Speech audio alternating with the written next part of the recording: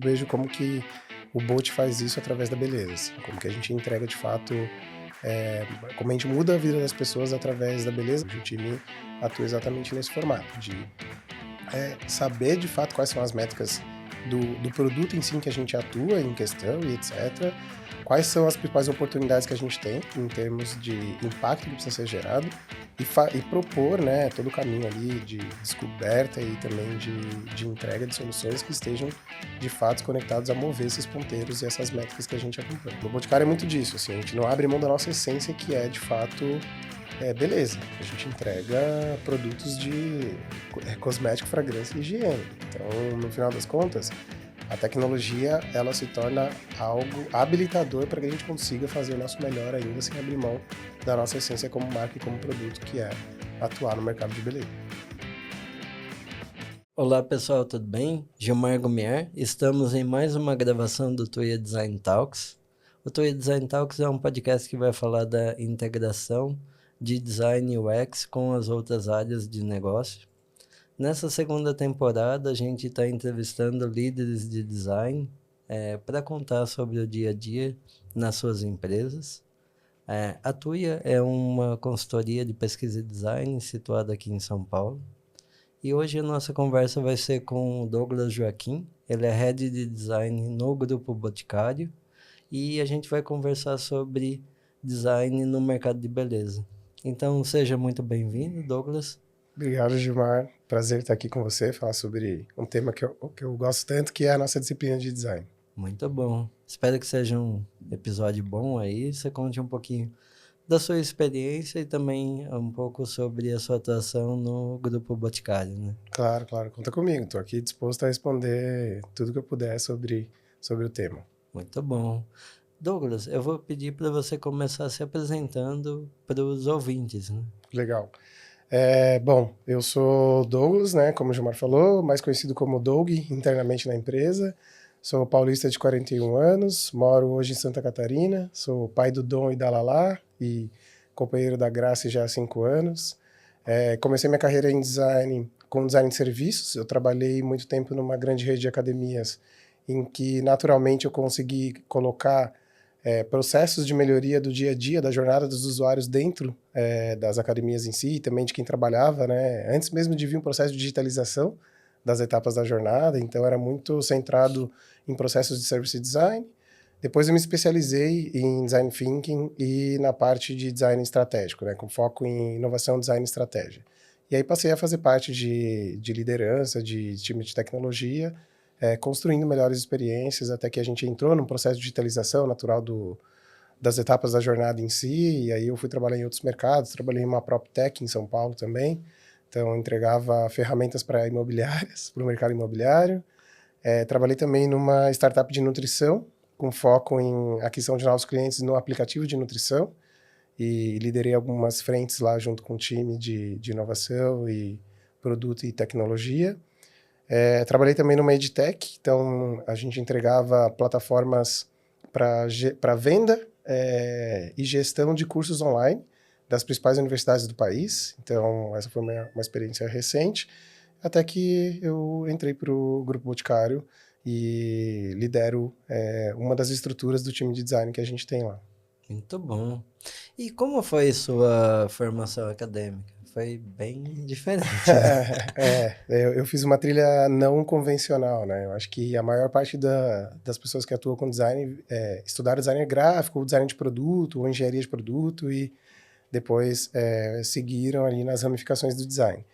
Eu sou formado em educação física, então eu trabalhei com fitness em si, né, dando aula e etc., mas nunca tive o pensamento linear para as coisas, assim. Eu sempre gostei muito de experimentação, tanto que eu fiz um teste uma vez de uma escola de design thinking, que tinha parceria ali com o Instituto Hartzell-Plattner, né, e da Alemanha, e deu que nas etapas de design, eu me destacava em prototipação e teste. Então, trabalhando como professor, eu já experimentava muita coisa dentro da academia, e depois como gerente de unidade, eu também trocava o layout a cada 3 semanas para melhorar o fluxo de deslocamento das pessoas.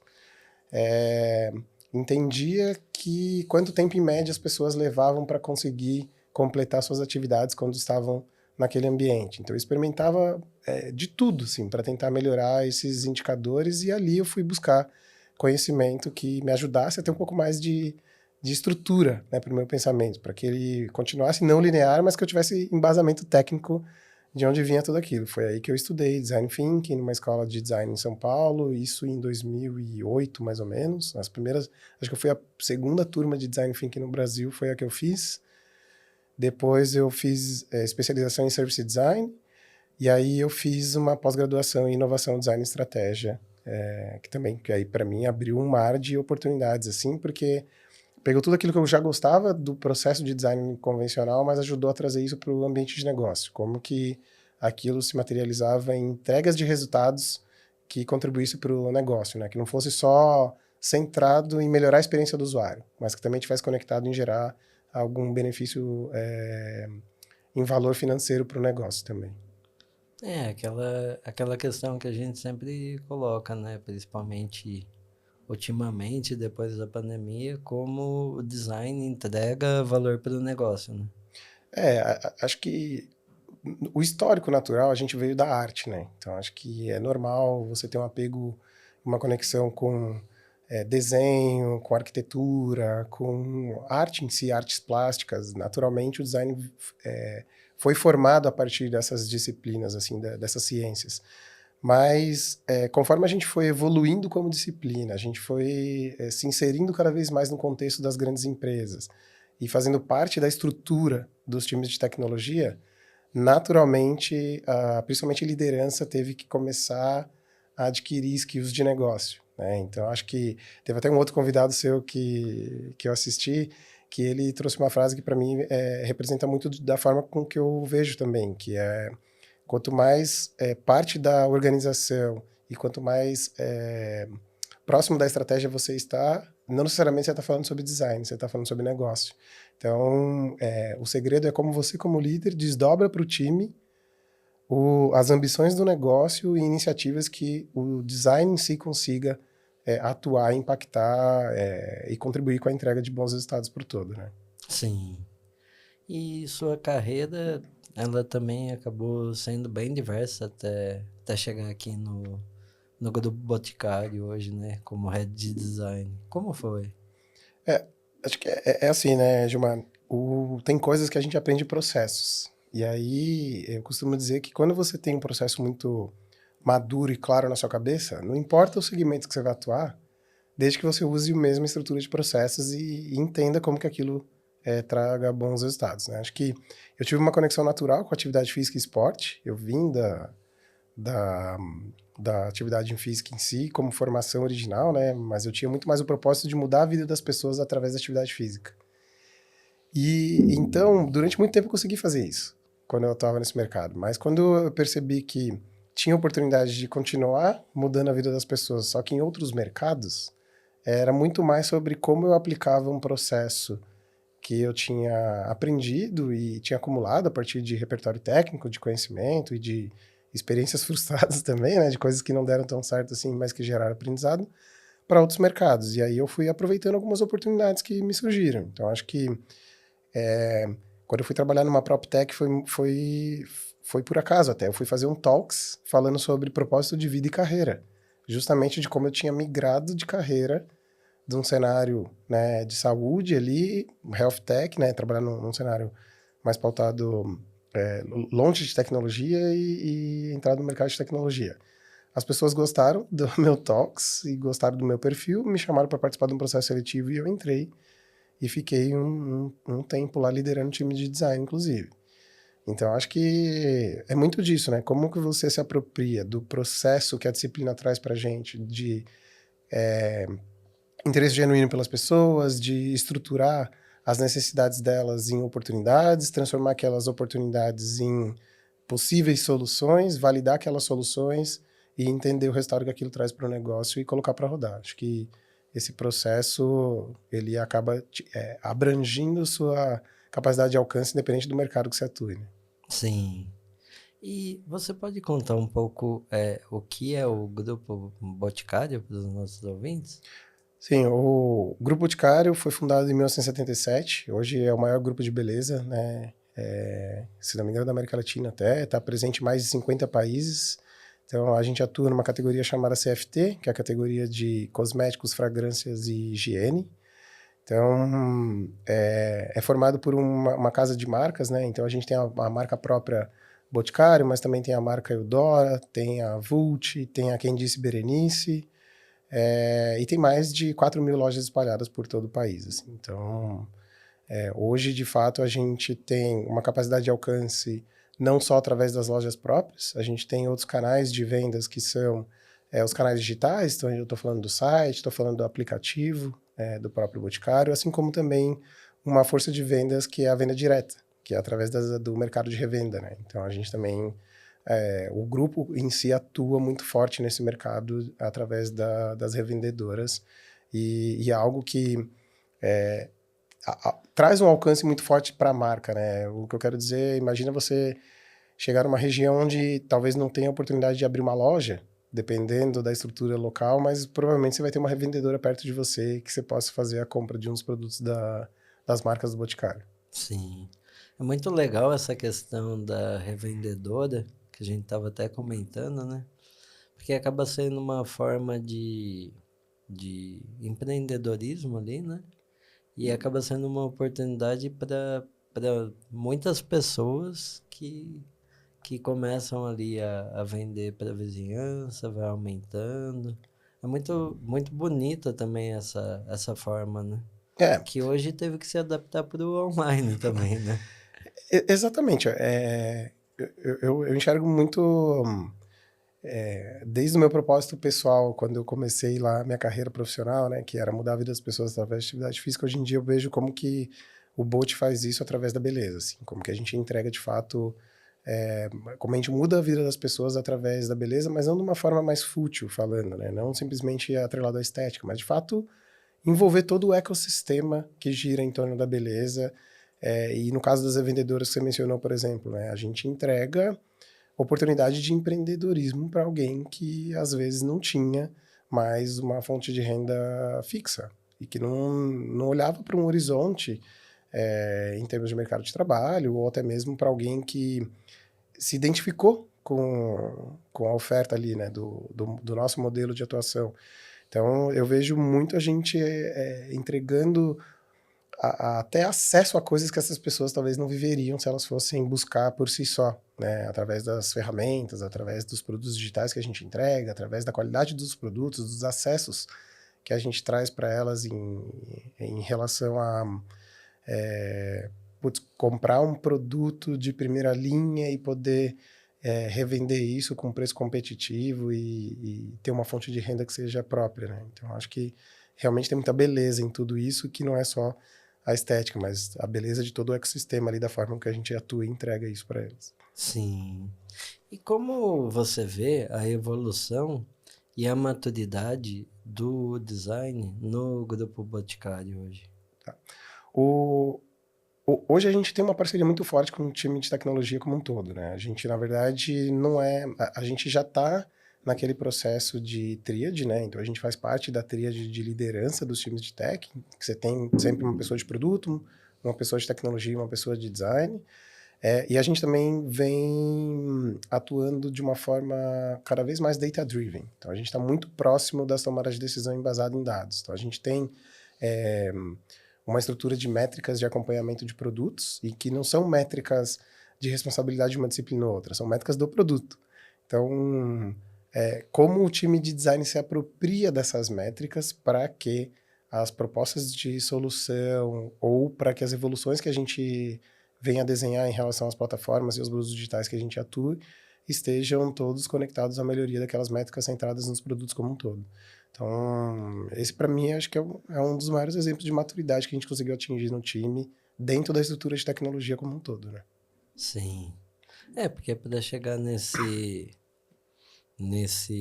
patamar de ter métrica do produto e todo mundo entender e ver as métricas ali, precisa de um bom amadurecimento, né? Olhando para o histórico, né, que eu já tive de atuação em outros mercados antes de chegar no GB, por exemplo, eu nunca vi não é que eu nunca vi, mas demorou um tempo para começar a ver as pessoas de design se apropriando mais de dados para expor as suas propostas. E até mesmo, não necessariamente você ser obrigado a gerar receita o tempo inteiro. Às vezes você pode economizar o tempo que o usuário leva para fazer uma tarefa.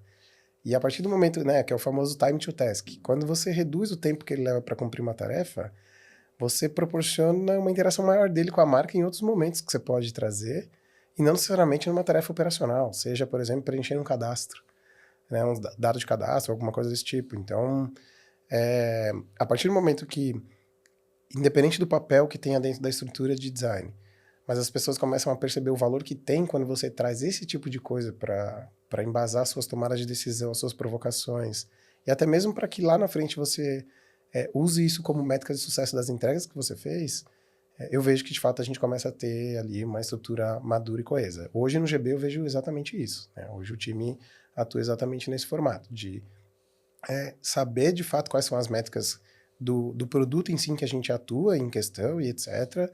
Quais são as principais oportunidades que a gente tem em termos de impacto que precisa ser gerado e propor, né, todo o caminho ali de descoberta e também de entrega de soluções que estejam de fato conectados a mover esses ponteiros e essas métricas que a gente acompanha. Então, acredito muito no design maduro quando a gente já tirou aquele empirismo, né? Lógico, a experiência conta, mas a famosa história de que contra dados não há argumentos, né? Sim.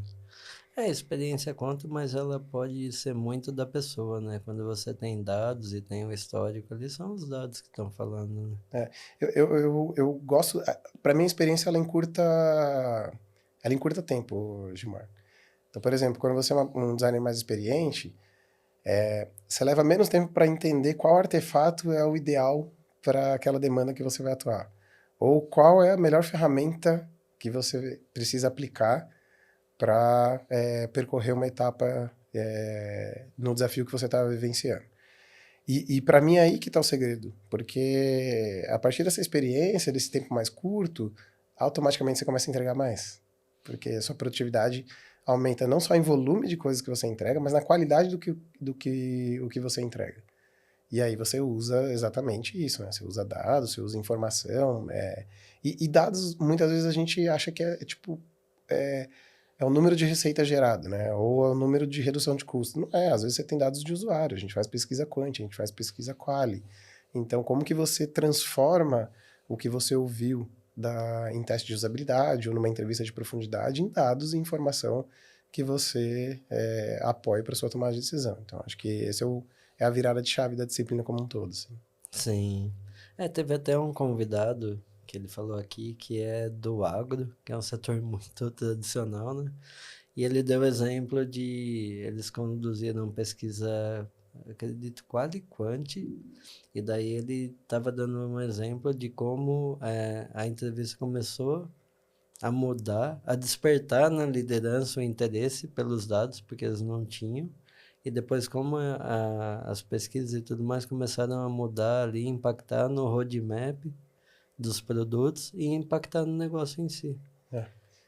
Eu tive meu primeiro contato assim mais profundo para virar a chave um pouco como pessoa de design, como pessoa que atuava com design focado no usuário e começar a entender que a minha responsabilidade não era só entregar bons produtos para os usuários, mas era que aqueles bons produtos também gerassem resultados financeiros para o negócio, quando eu comecei a atuar mais próximo de uma cadeia de conversão, né, de um funil de conversão ali em growth. Então, quando eu atuei numa startup de nutrição, foi exatamente isso. A gente tinha um aplicativo que ele era muito bom em termos de experiência, né? Então, ele tinha vários touchpoints de saúde e que tinha uma pluralidade muito grande de perfis. Não era só para quem queria estética. Era para quem queria saúde, para quem queria bem-estar, para quem queria o famoso mindfulness e etc. Mas, naquele momento, a gente entendia que qual que era o principal resultado de negócio que a gente precisava entregar? Era conversão. Então, antes mesmo de você entregar todo o melhor da experiência que era possível naquele momento, a gente precisava entender que os gatilhos, os principais gatilhos de conversão, eles estavam preservados, né? Então, eu podia... eu gosto muito de um termo que chama aha moment, que é a grande interação que você cria na jornada com o usuário, que é o momento ahá, que ele olha e fala, meu Deus, esse é o momento em que eu me conectei com esse produto de fato. Então, a gente tinha a experiência em que a gente mapeava essas oportunidades de aha moments, desde que a gente não afetasse os gatilhos, os principais gatilhos de conversão. Então, não era natural na época discutir isso com o time de design. E quando a gente começou a introduzir, começou a fazer mapa de jornada olhando um pouco mais para isso, e a gente entendia que quando a gente colocava alguma coisa que interferia na taxa de conversão, era porque a gente estava ferindo os objetivos de negócio, acho que ali foi quando a minha cabeça e a do time que atuava comigo deu uma ampliada de fato, e aí comecei a perceber outras vertentes, né, que não eram só assentadas no usuário. Porque a gente está muito acostumado a olhar para indicadores de experiência, né? A gente olha muito para, tipo, o que o usuário achou do produto. Qual é o... Tem o termo, né, o lovable, que é o produto amável, o quanto o cliente ama aquele nosso produto e etc. Mas não adianta só o cliente amar e você não gerar resultado para a empresa. Então, acho que tem um pouco desse equilíbrio também, desse ganho de expansão do olhar, que vai além da experiência do usuário em si. Sim. E, Douglas, como o design está na hierarquia do grupo Boticário? Olha, a gente atua de igual para igual com todos os principais papéis da estrutura de tecnologia, né? Então, a gente tem uma diretoria de design em si, a gente faz parte de uma diretoria executiva, como guarda-chuva, né, da disciplina em si. A gente tem as lideranças mais sêniores, então o meu papel é um dos papéis de liderança sênior que a gente tem de estrutura, e a gente tem os outros layers de atuação antes de chegar nos ICs, né? Então, individualmente olhando para o cenário ali, dentro de uma estrutura mais focada em squad, dia a dia, a gente vai ter sempre um designer junto com uma pessoa de produto, uma pessoa de tecnologia, mas você também tem todas as outras camadas de atuação, necessidades de discussão, de construção de roadmap, de definição de métricas de médio e longo prazo, de desenho de plano estratégico, né, virada de ciclos, né? A cada semestre a gente faz um direcional estratégico, então a gente também tem pessoas que atuam em todas essas outras camadas mais sêniores para fazer parte disso, trazendo a disciplina para a tomada de decisão. É muito legal ver que o design ali tá bem no negócio, né? Porque na pandemia teve muito isso, né? Que muitas empresas precisaram fazer plataforma, site, aplicativo que não tinha. E depois a gente viu ali com os layoffs e vê até um pouco agora que tem várias empresas que o design voltou ali para só fazer telinha ou coisa assim. É muito legal. Tem muitos entrevistados que eu trouxe que eles falaram dessa realidade do design estar presente ali junto com o negócio. Isso é muito bom, né? É, o, o produto digital em si, ele não opera sem a disciplina de design, né? Então, acho que, no final das contas, todo mundo tem tem um pouquinho de design dentro de si, né? Todo mundo sente que consegue opinar um pouco. É igual marketing, né? Todo mundo acha que é um pouquinho marqueteiro, no final das contas. Mas quando você entra no detalhe e você entra de fato nas grandes entregas que a gente faz de forma individualizada, você precisa entender, você precisa ter domínio técnico, você precisa ter hard skill de design em si para conseguir contribuir. E hoje eu não consigo ver um produto que ele não tenha impacto digital. Então, o próprio produto que a gente trabalha no Boticário, a experiência é totalmente sensorial. Ela é uma experiência física, na maioria das vezes, né? Você não compra um perfume sem sentir o cheiro. Mas ele tem muita oportunidade de touchpoints digitais. Seja de plataformas internas que a gente entrega para que o nosso time que trabalha consiga atender melhor o nosso cliente final, ou até mesmo de produtos que a gente entrega para o próprio cliente final. A gente tem aplicativo, a gente tem programa de fidelidade, a gente tem o próprio site, a gente tem plataformas de agendamento de serviços, então a gente tem muita coisa que, no final das contas, a gente entrega para os dois públicos, né? E aí, se você não tem um design que faz todo esse mapeamento de jornada, que entende as necessidades individuais do usuário em cada um desses momentos, que encurta esse processo, né? Porque a jornada ela pode ser muito longa, mas a gente consegue perceber um atalho de aproveitamento de informação ou de simplesmente pensar no tempo que o usuário leva para poder completar uma ação operacional e você diminuir esse tempo encurtando etapas, colocando aquela etapa mais para frente depois que ele já é um cliente convertido e etc. Então, acho que não tem como você escapar de não ter uma estrutura robusta de design quando você opera um negócio que tem naturalmente a necessidade de um apoio digital muito grande, né? Sim. O digital ele parece simples, mas é bem complexo de estruturar e de manter, né? É, E de ter algo bom também para as pessoas utilizarem, né? é. O digital por digital não adianta, né? Você tem que ter fundamento e coesão ali, mas no fundo você não pode abrir mão da sua essência como produto. Então acho que esse é o grande segredo do negócio.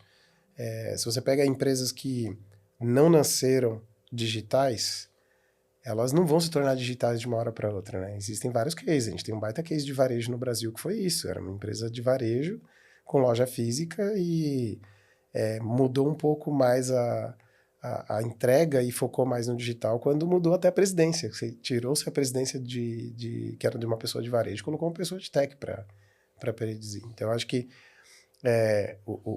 no Boticário é muito disso. Assim, a gente não abre mão da nossa essência, que é, de fato, beleza. A gente entrega produtos de cosmético, fragrância e higiene. Então, no final das contas, a tecnologia, ela se torna algo habilitador para que a gente consiga fazer o nosso melhor ainda sem abrir mão da nossa essência como marca e como produto, que é atuar no mercado de beleza. Como é a relação de design e UX com as outras áreas de negócio no Grupo Boticário? Legal. Além de fazer parte da estrutura de tech, e a gente atuar ali, né, com os times de engenharia, dados e produto, a gente também tem uma interação muito forte com os times de negócio. Porque no final das contas, o time de negócio ele faz a conexão entre a ponta, né, quem está ali na operação, e com desenho de estratégia. Então, eu costumo dizer que ao invés de trabalhar em tríade, a gente trabalha em quartetos, né? Então, a gente sempre tem uma interação direta de design com o negócio para que a gente possa contribuir ativamente com o dia a dia deles também. Não é só com a entrega de produto em si, a gente atua muito forte também, às vezes, apoiando em pesquisa, dando insights para tomada de decisão, fazendo uma centralização de documentação, às vezes, e até contribuindo com o uso transformando aquelas documentações em algo mais tangível para uma tomada de decisão mais simples, por exemplo, um mind map ou um mapa de jornada de algum perfil específico de usuário que a gente tem, etc. Então, é comum a gente ter participação de pessoas de design nas reuniões dos times de negócio, assim, que atuam mais perto da operação do dia a dia. Isso é legal. Que aí o design acaba entendendo mais também do negócio e participando mais, né? O Ivan da Mondeliz lá, ele do último episódio, ele trabalha com o time de negócio, né? Uhum. E ele fala que tem uma visão muito mais abrangente do que se ele trabalhasse apartado, né? Assim, design aqui e negócios aqui. Ele fala que ele consegue ter a visão do que a empresa quer, né? E acho que levaria mais tempo para você conseguir ter entregas que apartadas, né? Acho que o formato de silos ele já caiu por terra. Você ter os times trabalhando de formas muito individuais, em algum momento você percebe que há uma distância em relação a ou o objetivo comum, que não é o mesmo para todos os times, ou cada um está seguindo um caminho de entrega diferente. E ou você vai centralizar isso em uma pessoa, em alguma liderança que vai ter essa responsabilidade, aí acho que o esforço cognitivo é muito grande, ou você vai ter você vai ter muito retrabalho, porque você vai ter que ficar juntando todo mundo para entender as entregas individuais, como que elas se conectam entre si, etc. Então, quando você consegue criar uma dinâmica em que você traz todo mundo para alguns ritos ou para alguns momentos de contato que são específicos, cria um objetivo em comum para todo o time. E aí sim, cada um tem a sua. Eu falo que assim, a gente tem as nossas atribuições individuais, mas os nossos objetivos eles são comuns, eles são únicos. As métricas de sucesso elas são as mesmas para todo mundo. Então, no final das contas, a gente está trabalhando para o mesmo objetivo, para o mesmo cliente, só que com atribuições individuais específicas de cada uma das disciplinas, né? Então, de fato, isso melhora muito o dia a dia dentro da empresa para conseguir garantir que a gente está entregando o que precisa ser entregue. Sim. E você pode nos contar um case de sucesso de design do Grupo Boticário? Olha, tem alguns, né? Acho que sim, tem a maior parte dos nossos cases assim de sucesso internos, eles estão atrelados muito a oportunidades que a gente conseguiu trazer para a mesa a partir de descobertas que a gente fez em contato com os usuários, né? Acho que tem um dos cases publicados que a gente fez, em que a gente mapeou no detalhe como que era a jornada da própria revendedora ali de loja que a gente trouxe, e a gente conseguiu entregar uma solução digital para que ela aumentasse o alcance da carteira de clientes dela, né? Então a gente mostrou como que era o processo de venda natural delas. Então elas atendiam de porta em porta, elas atendiam convidando as pessoas para ir em casa, conhecer os produtos, entregando amostras, enfim. E a evolução disso era como que a gente tinha a oportunidade de fazer com que o alcance dela fosse maior, né? E como que a gente podia entregar algo de tecnologia que fizesse essa parte do processo acontecer. Então, acho que esse foi um dos cases, assim, que veio muito de um cenário de uso do conhecimento profundo que a gente teve, do mapeamento da jornada, das reais necessidades que ela tinha e do que a gente podia ofertar como time de tecnologia como um todo. Pesquisa é sempre muito bom, né? É, a pesquisa é aquela história, né? Você acha que não tem valor até quando você precisa dela. Né? Então, eu acredito bastante no poder que tem uma pesquisa bem feita, assim, seja... e acredito até muito em pesquisas quali do que quanti até, porque eu acho que a quali é quando você tem um pouco mais de dedicação para aprofundar alguns temas, né? Então, imagina que você está descascando as camadas de uma cebola. Você só chega na camada mais profunda do sentimento quando você dedica tempo para aquilo. Então, não necessariamente através de um formulário você consegue fazer isso. Você precisa criar uma conexão pessoal, você precisa criar uma empatia, você começa a entender de onde vem, quais são os vieses que aquela pessoa tem e que ela carrega, qual é o repertório cultural, o repertório técnico, até que você entra na última camada da cebola, que é a mais profunda dos valores e sentimentos. E aí, realmente, às vezes, é onde a gente extrai o suco ali, né? Onde está o melhor das coisas quando vem de usuário. Você traz ali, de repente, um insight que pode ser simples, mas tem um impacto muito grande, né? Exato. Tipo, teve um case que eu li uma vez na internet que foi muito, muito louco, que era assim, uma rede de supermercados que queria colocar um aplicativo para que as pessoas pudessem comprar mais pelo app e menos no mercado. Eles achavam que ia... Isso era fora do Brasil, né? E aí, quando eles rodaram uma pesquisa com os usuários, eles lançaram o app e a galera não usava. E eles falaram, pô, mas o app tá maravilhoso, por que os nossos clientes não usam? Porque sabe qual que era a dor dos clientes? Era validar o ticket do supermercado para poder sair na cancela. E aí eles tiveram uma ideia, né? O time de design responsável teve uma ideia de colocar o validador no próprio app.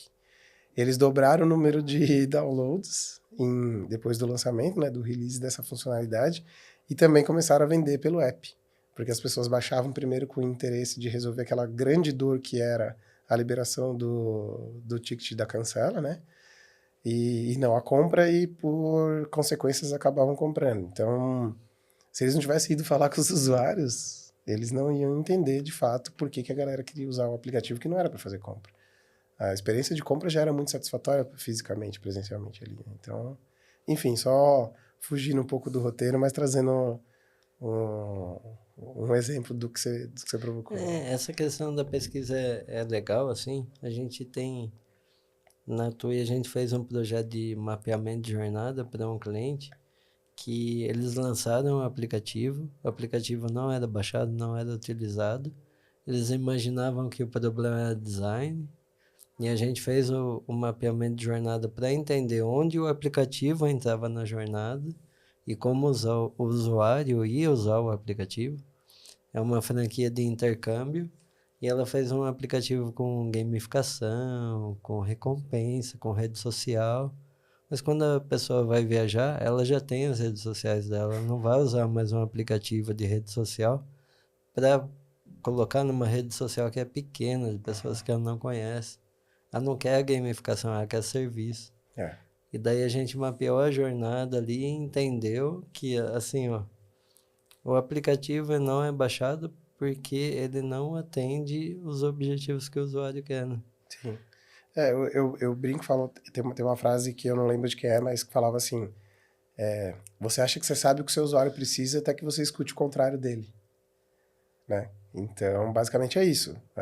Quando você está muito apaixonado pelo seu próprio negócio ou pelo negócio que você atua, você entende que você sabe qual que é a solução muitas vezes, né? E aí, quando você põe na mão do usuário, você tem várias respostas. Às vezes tem a resposta boa, que sim, você acertou, era aquilo realmente que ia fazer diferença para o usuário, mas muitas vezes não é aquilo que o usuário precisa ou que ele quer naquele momento, né? Às vezes ele queria uma funcionalidade mais simples do que o que você imaginou e, e aí você acaba descobrindo, você fala, putz, é verdade, deixa eu dar um passo atrás aqui, entregar o que de fato primeiro agrega valor principal para o meu usuário e depois eu evoluo em torno dessa mesma funcionalidade, né? Mas é isso, tem que ouvir, tem que falar com as pessoas, tem que ouvir, tem que saber um pouco sobre o usuário em si, né? Caso contrário, você vai ter retrabalho naturalmente.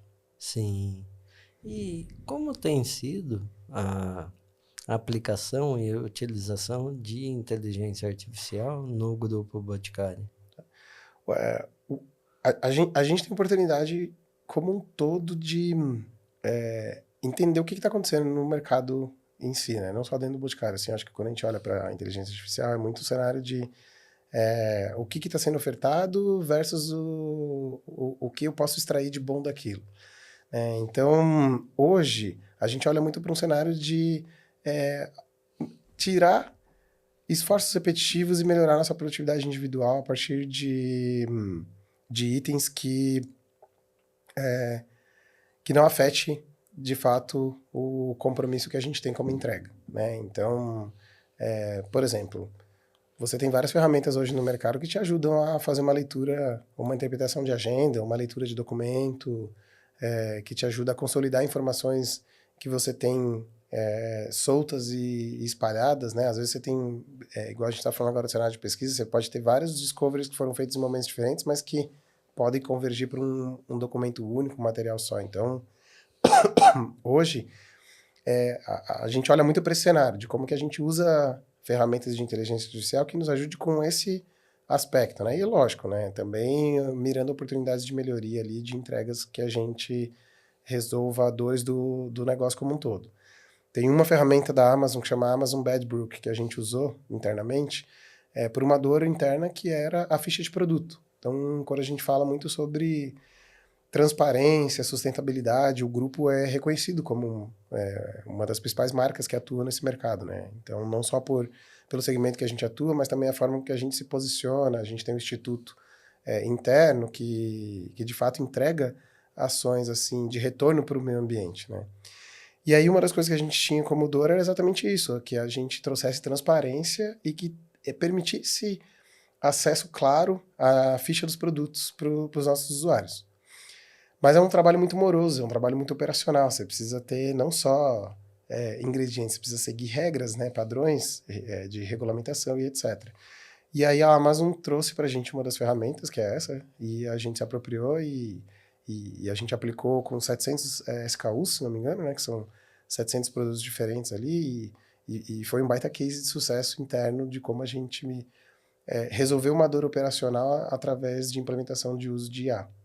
Então, é muito nessa linha de como que a gente tira coisas que estão tomando o nosso tempo para que a gente possa focar o tempo em criar coisas melhores e coisas novas e colocar a inteligência artificial a trabalhar a nosso favor para aquilo que não precisa de tanto esforço, né? Para que quer dizer que precisa de esforço, mas que no fundo você consegue colocar ela para fazer para você e aumentar a sua produtividade natural. Eu também vejo essa questão, a IA, mais como uma assistente nossa ali, né, que pode fazer o trabalho repetitivo, pode ajudar a trazer um insight, algo que a gente não perceba, do que algo que vá substituir a gente ou algo assim. Porque tem umas pessoas que têm um pouco de medo ou algo assim. Eu vejo que é mais uma ferramenta, né? Uma ferramenta muito mais avançada do que a gente já teve, que tá aí para ajudar a gente, né? Eu acho que a gente já passou dessa fase, Gilmar, de sei lá, não posso generalizar, mas talvez a gente já tenha passado dessa fase de o quanto a IA vai tomar o nosso lugar, né? Acho que o fator humano nunca vai ser substituído. A tomada de decisão, no final das contas, ela sempre vai depender de um conhecimento específico, vai depender do olhar humano por trás, né? Então, hoje, eu particularmente, não é um posicionamento geral do grupo, mas o meu posicionamento pessoal é muito sobre isso que você trouxe de ferramental, assim. A gente é bombardeado o tempo inteiro, né? Por novas ferramentas, né? Você tem ferramentas de várias empresas, aí você também tem agora, já existem as aglutinadoras de ferramentas, né? Então, antigamente você ouvia falar só das ferramentas isoladas, aí depois vieram as ferramentas de vídeo. Agora não, agora já tem gente vendendo uma assinatura de uma plataforma que junta um aglomerado de IA com funcionalidades específicas e você pode se apropriar daquilo. No final, é muito do que você falou. Eu imagino eu na minha casa com uma caixa de ferramentas e saber que, putz, eu tive um vazamento, qual que eu vou usar, eu tenho que trocar uma lâmpada, qual que eu vou usar, e por aí vai. Então, hoje eu pessoalmente acredito muito mais nesse caminho, de como que a gente se apropria e constrói uma caixa de ferramentas vasta para que você saiba qual que se encaixa melhor para o desafio que você tem e você use na hora que for conveniente. Sim. E agora pensando em futuro, futuro do mercado de beleza, como você vê o futuro do mercado de beleza e como o design pode ajudar a tornar esse futuro mais possível e mais fácil, mais prático? O mercado de beleza ele é bem competitivo, né? E acho que assim, existe, assim como em outros mercados, a conexão das pessoas com a marca, né? Acho que primeiro as pessoas se apaixonam pelas marcas e depois elas se conectam com a qualidade dos produtos, né? Muitas vezes é assim. Provavelmente você vai ter alguma marca que você gosta de usar e que você usa inicialmente porque você já conhece, já tem um repertório, uma conexão com aquela marca natural. Olhando para o futuro, assim, vejo que vai se destacar muito aquela que tiver a capacidade de fazer parte de mais momentos do dia a dia dos seus usuários em si. Então, o Boticário a gente consegue ser muito abrangente, né? A gente não está limitado só a um tipo de segmento de beleza. Por exemplo, a gente entrega produtos para cabelo, mas a gente também entrega produtos para pele. Tem até uma linha de produtos para pet, né? Então, no final das contas, eu vejo muito a gente ir para um caminho de presença em diferentes momentos do dia a dia das pessoas, mas a gente também sendo assertivo em fazer recomendação de produtos que seja ideal para ela. Então, mesmo dentro do próprio boot, você vai ter uma variação. Como que você sabe qual que é aquele que melhor encaixa para o seu perfil de pele, por exemplo? Ou qual que é o que é melhor para o seu tipo de cabelo, né?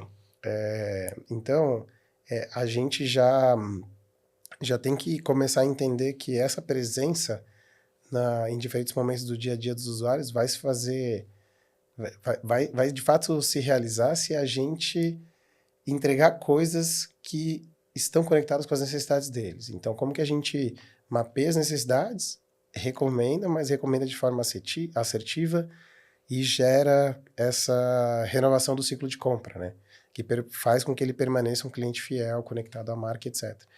E o design em si faz parte de toda essa cadeia. Acho que tanto para a tomada de decisão de negócio, quanto que caminhos a gente quer percorrer, quais são os tipos de produto que a gente quer recomendar, onde o mercado hoje mostra que ainda existe muita oportunidade de espaço para se ocupar, né, em termos de categoria, de atuação e etc.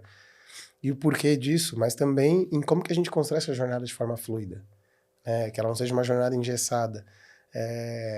É horrível se você interagir com uma marca e você perceber que a todo momento o único interesse daquela marca é que você compre mais.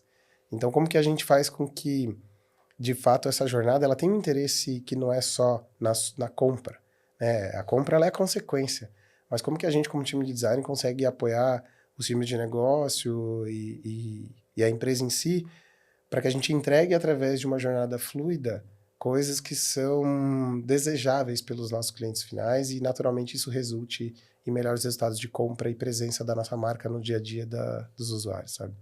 Sim. É bem o desafio mesmo da personalização, de entregar ali o que está esperando, né? E a questão da jornada que a questão de só vender mesmo, ter um propósito e de não quebrar, né? Porque hoje a gente acaba tendo muitas possibilidades de contato com uma marca e acredito que o desafio ali deixar tudo com o mesmo tom, deve ser um desafio bem gigante, né? Uma das coisas que a gente se posiciona muito forte como time de design é apoiando os times de comunicação e branding em relação ao tom de voz. Então, como que a gente garante que os nossos produtos, eles refletem o tom de voz da marca? Como que a gente se apoia muito no nosso design system para fazer duas coisas. Uma é ter coesão nas jornadas, né? Para que você não tenha uma ruptura entre um produto e outro, e sim que você perceba que a jornada é a mesma, ela é fluida igual, ou o uso de componente é semelhante, a identidade visual ela é reconhecida, né? Você consegue bater o olho e saber que é um produto que faz parte do grupo como um todo, e não como se fosse uma plataforma externa simplesmente apartada ali.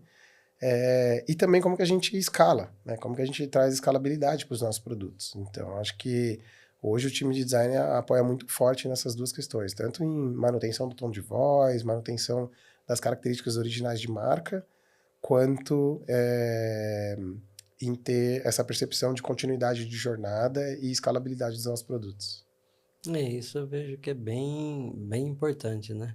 Acho que para quem trabalha com digital, de perceber ali, mas quem não trabalha, de perceber que todo momento tá falando com o Boticário, né? Pode ser no site, pode ser na loja, pode ser no aplicativo, vai ter ali a mesma linguagem, né? É o reconhecimento de marca, né? Acho que ele é algo essencial para se ter. Não necessariamente eu preciso falar o nome do Boticário, mas às vezes se você vê o logo ali de longe e com fundo verde, você vai identificar a marca de imediato, assim. Você vai fazer uma associação direta com a marca, né? Então, uma das preocupações que a gente tem é essa, muito forte, assim, como que a gente respeita tudo isso e não fere, né, um dos bens mais valiosos que a gente tem, que é a reputação, a marca em si, a identidade que a gente construiu ao longo do tempo. Sim. E agora, você está um bom tempo já atuando como líder, né, em várias empresas que você passou aí. Quais conselhos você daria para os ouvintes aí que estão começando na liderança agora ou têm a pretensão de se tornar líder um dia? Essa pergunta é aquela de $1 milhão, né? Não existe uma receita única, né? Mas uma das coisas que fez a diferença para mim, na minha evolução como líder, né? Eu comecei a liderar times, nossa, muito cedo, assim, e de forma mais natural. Mas acho que é o interesse genuíno pelas pessoas. No final das contas, quando você tem esse interesse, claro, em ouvir, ter uma escutativa, entender de onde vem aquele comentário, aquele comportamento, por que que a pessoa faz o que faz e como faz, isso te abre o caminho que é a conexão com a curiosidade, né? E a curiosidade em si, atrelada a esse interesse genuíno pelas pessoas, ela é o espaço para inovação. Então, eu resumiria em 3 grandes pontos, que é ter interesse genuíno pelas pessoas, seja curioso, né? E abre espaço para inovação. Acho que a junção da curiosidade com esse interesse pelas pessoas é o que abre esse espaço para inovação e para a oportunidade de criar coisas boas e com os outros, né? Que sozinho a gente consegue fazer mais rápido, mas com os outros você consegue ir mais longe, né? Você consegue fazer mais longe e melhor, né? Você Exato. acaba tendo outras visões ali que vão complementar a sua, né? É o famoso mapa individual e o mapa coletivo, né? Então, como designer, a gente sempre busca a construção do mapa coletivo. Então, se tivermos uma sala com 20 pessoas, a gente tem 20 mapas individuais. Como que você consegue sair dali com um grande mapa coletivo, que de fato vai ser muito melhor do que os mapas individuais que cada um tinha, né? Sim. Você pode dar uma sugestão de conteúdo? Pode ser um livro, um podcast, uma série, algo que te inspire e você acredite que pode contribuir também para as pessoas? Legal. Acho que tem o livro do Don Norman, né? Design for Everyday Things, se não me engano, que apesar dele não ser um livro de design, de liderança, ele traz muito a parte da psicologia e da relação dos seres humanos com os objetos e coisas, né? Então, acho que nós, como design, não podemos esquecer da nossa essência de como que a gente entrega bons produtos e serviços para os nossos usuários a partir do entendimento dos gatilhos da relação humana com os produtos. Então, acho que é uma boa referência assim, para quem está começando, para quem quer entender um pouco mais e até internalizar esse conceito e não abrir mão disso, mesmo quando esteja lá na frente falando mais sobre negócio do que de design. Sim, muito bom. Dona Norma é uma referência aí na nossa área. E esse livro também, acredito que é o mais famoso dele, né? Ele é visto como uma bíblia de design, né? Então, em algum Sim. momento, uma das pessoas, alguém que trabalha com design já leu alguma coisa sobre esse livro, já leu o livro em si, ou já fez algum trabalho de faculdade até relacionado com esse livro, assim, mas eu gosto bastante dessas referências, assim. Acho que, no final das contas, a gente evolui como disciplina, a gente se aproxima de coisas que não são convencionais do design em si, mas a gente não abre mão da nossa essência, né? Sim. E como o pessoal pode te encontrar nas redes sociais? Boa, legal. Eu não sou muito ativo no Instagram, eu brinco, falo quem administra ali é minha esposa, né? Vai ter muita foto minha dos meus filhos e mais da nossa família, mas é Douglas Joaquim.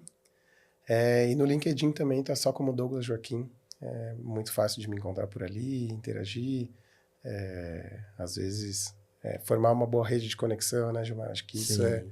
é o mais importante, assim. Eu sempre falo que independente do número de interações que você tenha com as pessoas, mas o que você deixa naquelas interações, né? Então, se for 30 minutos uma vez por mês, que sejam os melhores 30 minutos da sua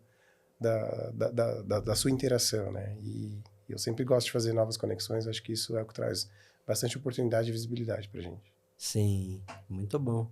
Então, obrigado aí por quase 1 hora de conexão aqui, né? Que isso, obrigado a E você. Muito bom o papo aqui, espero ter correspondido, né, às expectativas, que não é fácil representar um time tão grande assim, e com pessoas tão talentosas quanto é o nosso em si, e também falar de uma disciplina que é tão gostosa, né? Acho que para muita gente, eu vejo muitas pessoas que migraram de carreira e que atuaram, passaram a ser designers em si e que se realizaram a partir desse momento, então acho que é uma responsabilidade muito boa e eu fico muito feliz de ter essa oportunidade de falar sobre o tema que eu sou apaixonado. muito bom. Foi muito bom, assim. Também quero agradecer os ouvintes, e também quem está assistindo aí pelo Spotify, YouTube.